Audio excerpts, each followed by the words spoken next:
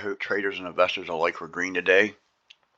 So let's keep in mind that we're closed on Friday and this is a holiday week. So we're expecting lower volume as we go into the week. Low volume today, expecting probably even worse tomorrow. A lot of times when we have these holidays and we come into that last day, we go into a melt. Most of the time it's a melt up, but it can be a meltdown as well.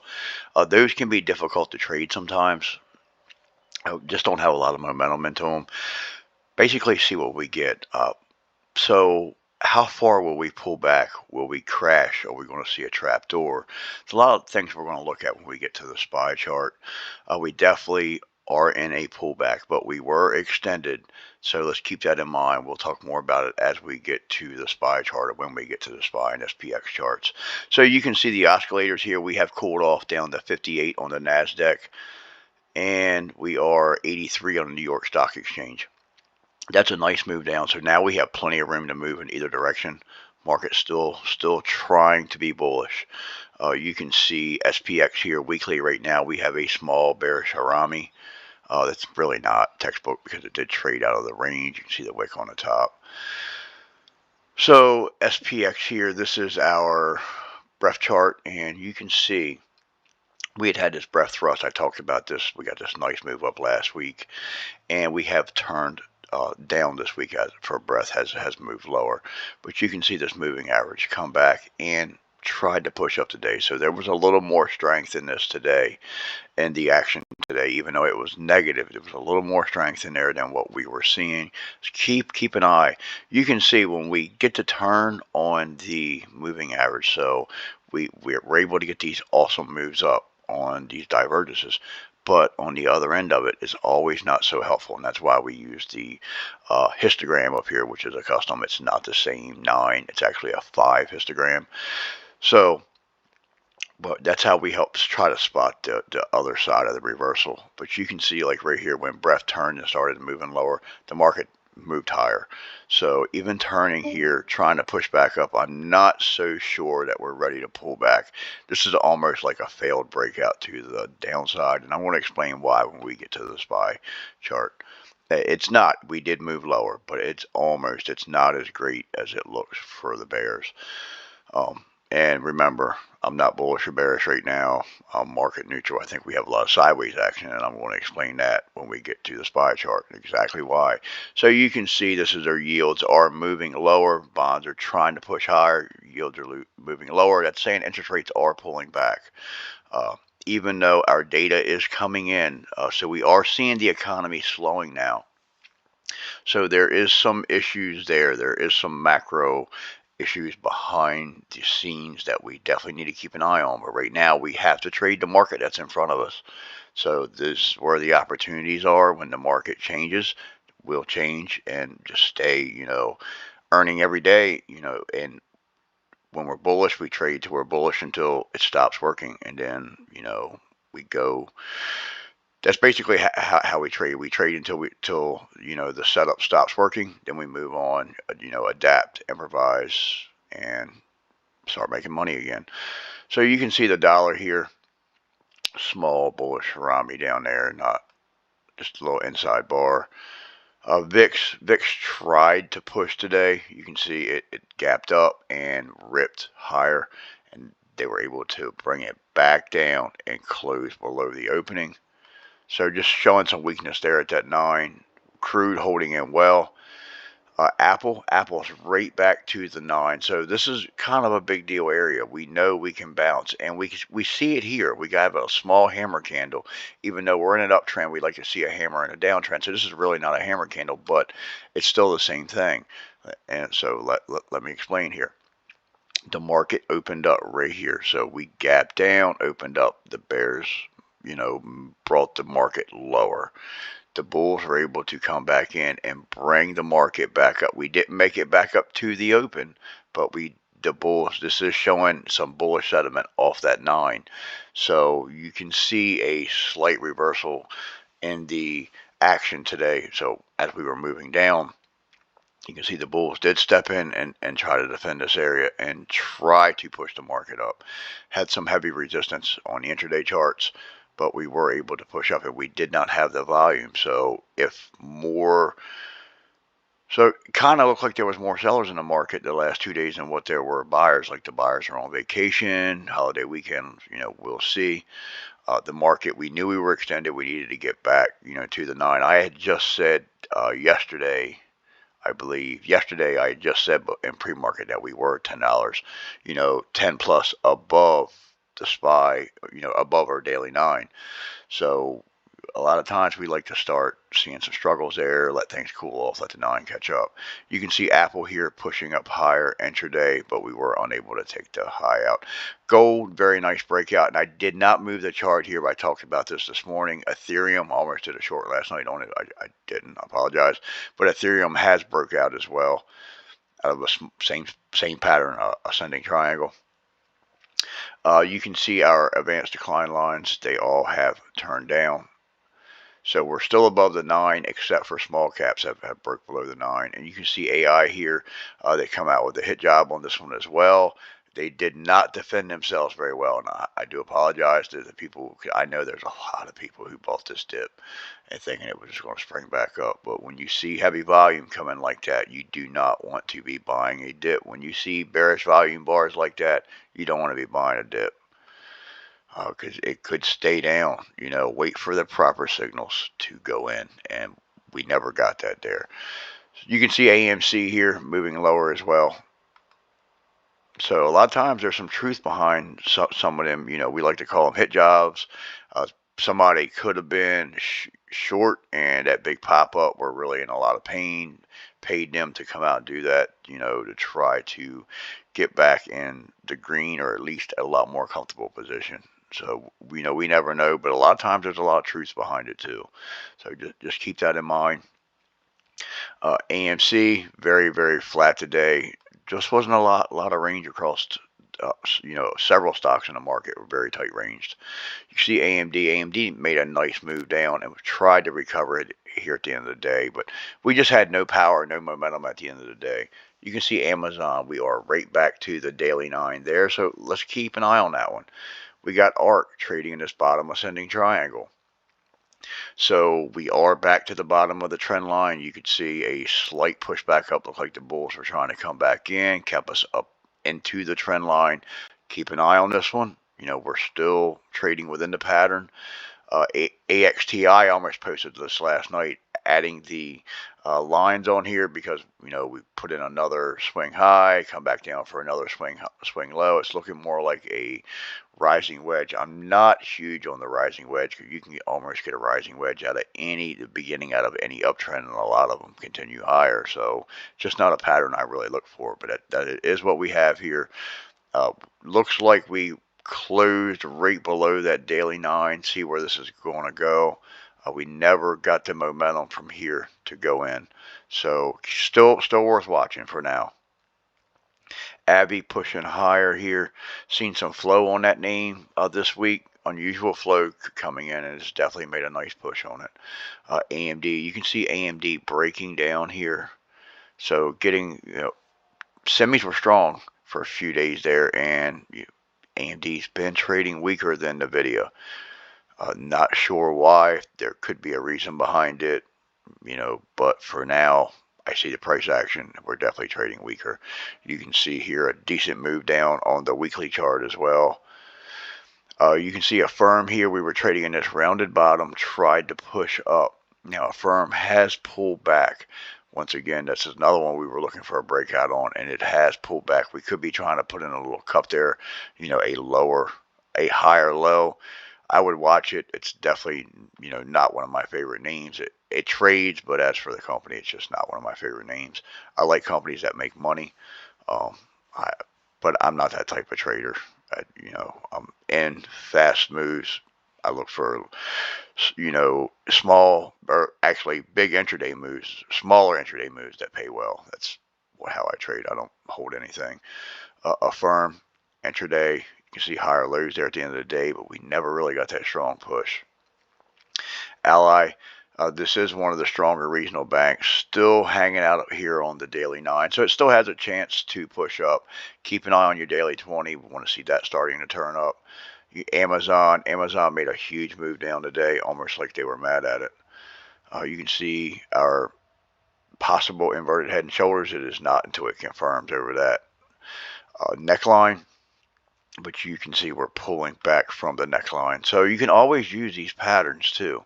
So you know you have resistance there. You can play it like that. You can make money like that too. Apple weekly pushing up. This week we have a small spinning top, or a small Harami star, bearish Harami star. Boeing, so Boeing has broken out of that channel. It's pulling back into it, sitting right here at the 9 and the 50. Possibly can push. I would keep an eye on it.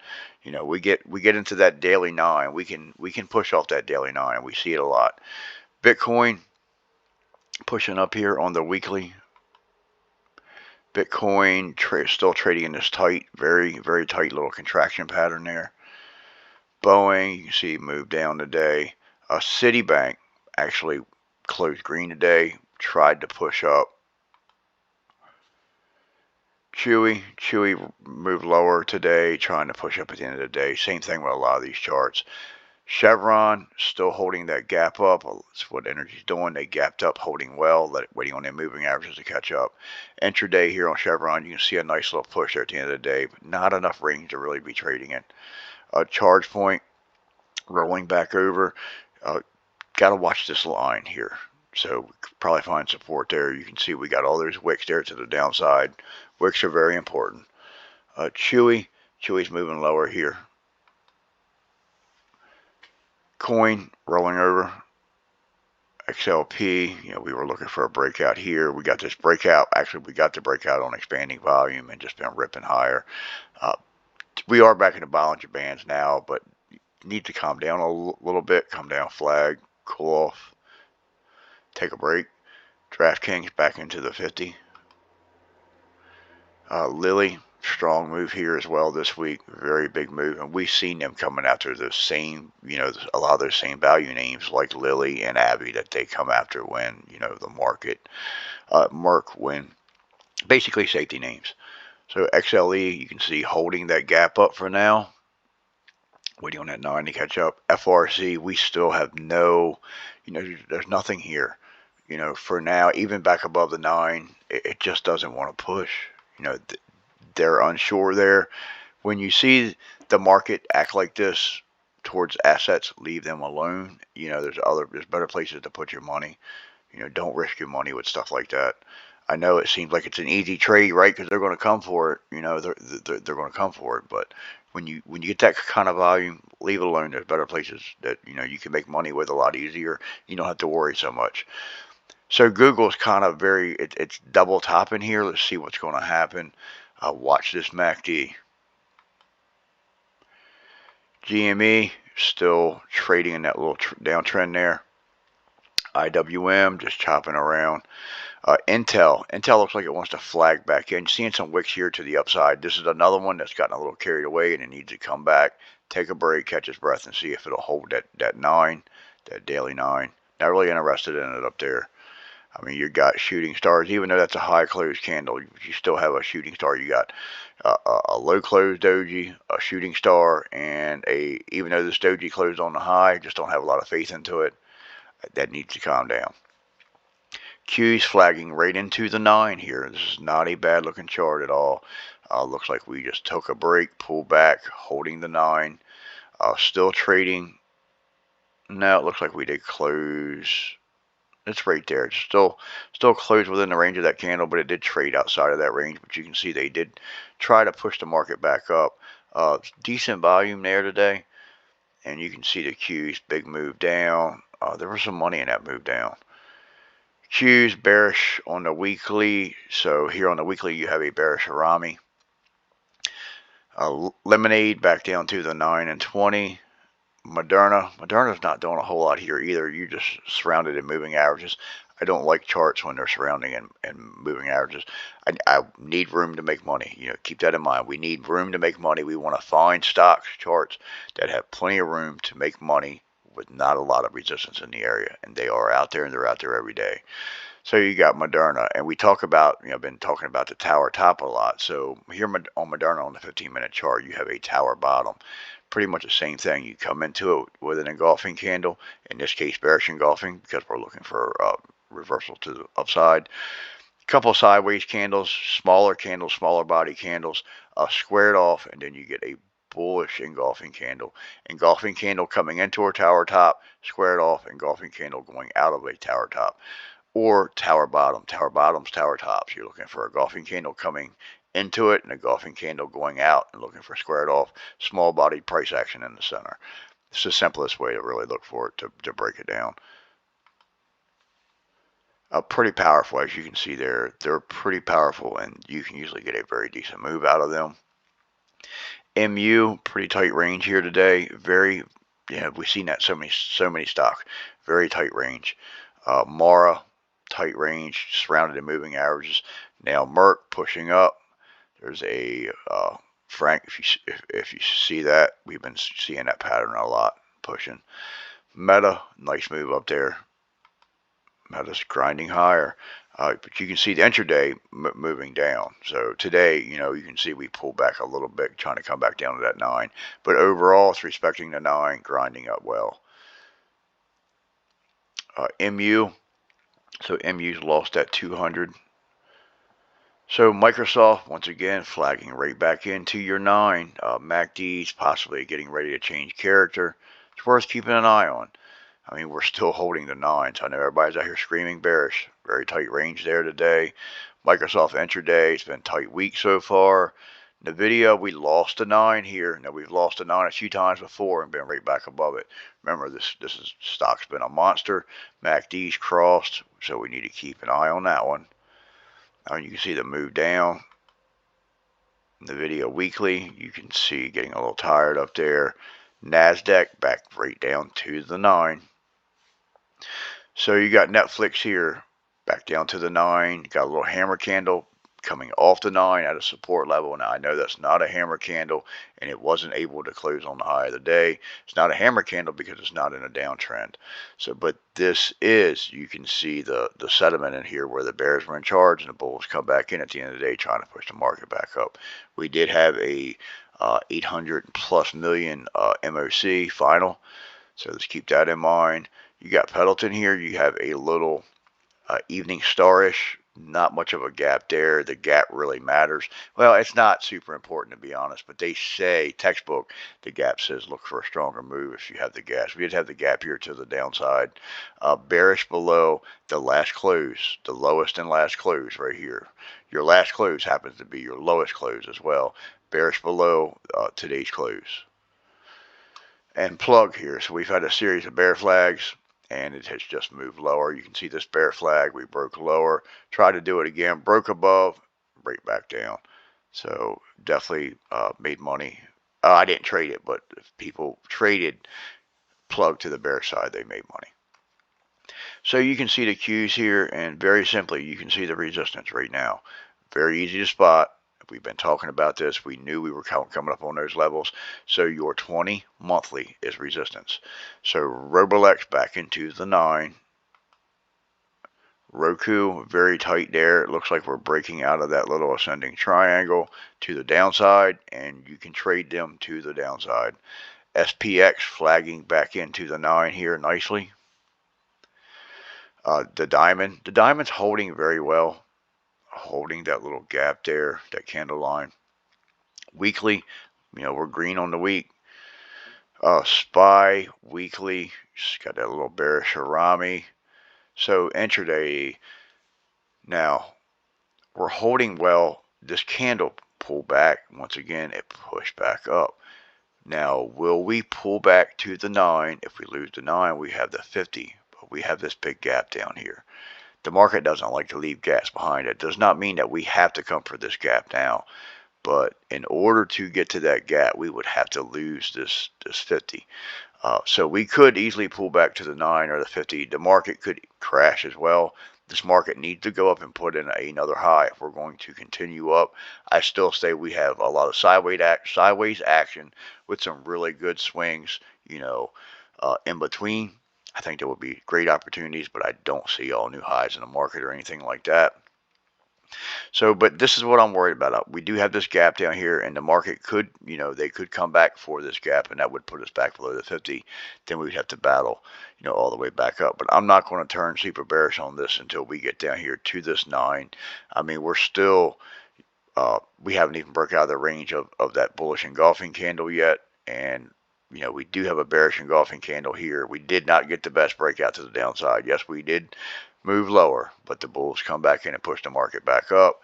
And like I say, the volume was not the greatest today. And you can see the resistance level right here. And we were talking about this 20.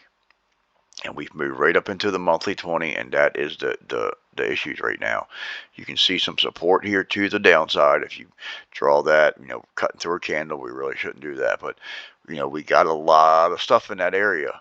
And you can see it here on the monthly chart very simply, very easy. You can see the resistance and you can see the support. So we're stuck in a range. Now, I just want to point out, so this is the 5 histogram on the monthly chart.